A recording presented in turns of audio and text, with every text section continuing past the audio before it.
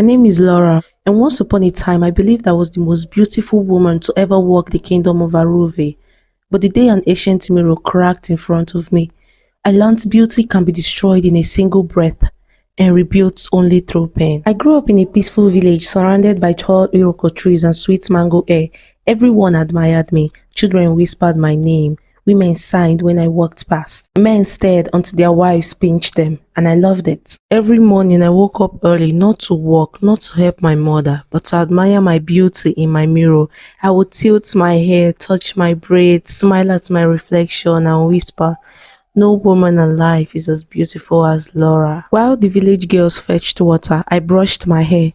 While the women swept the compound, I painted my lips with crushed hibiscus.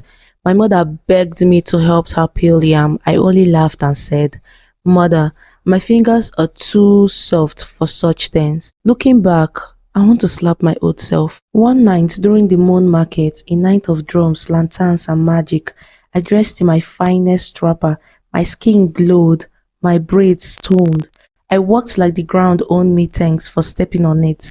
Everyone stared, and I loved every second. Then it happened. I bumped into Nyara, the oldest woman in the village. She fell down helplessly, and instead of helping, I shouted at her. I insulted her. I called her a blind old goat. The crowd stared at me with fear, because no one insulted Elder Nyara.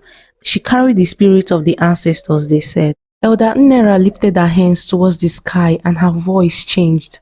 Deep, ancient, terrifying.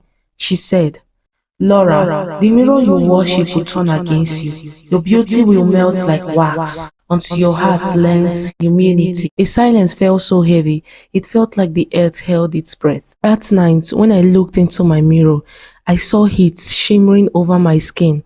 I laughed nervously until, crack, a line sliced across my mirror.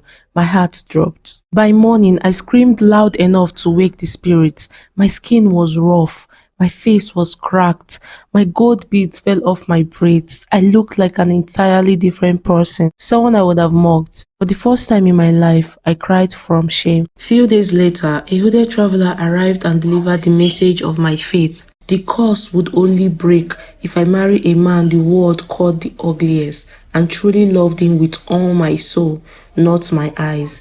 My pride shattered completely. 6 months later, Bram, the woodcutter, knocked at my door. His clothes were torn, his beard wild, his breath, ew. Villagers thought he was horrifying, but he looked at me with gentle kindness, something I had forgotten. I agreed to marry him. Living with Bram was harder than the curse. He snored like thunder. He complained about everything. But I worked. For the first time, I truly worked. I fetched water, helped children, cleaned houses, served the elderly I once ignored. And slowly, my heart softened. One afternoon, Elder Nyara saw me helping a little girl who fell. She watched silently. Then she nodded as if to say, "You have learned." That night, she visited my dreams, glowing like moonlight. She said, "Your beauty has returned to your heart. Tomorrow, it will return to your face." At dawn, I ran to the water pot. My reflection stared back, not the cursed version, but me, the real me, beautiful again, but this time, humble. The village celebrated. Bram was shocked.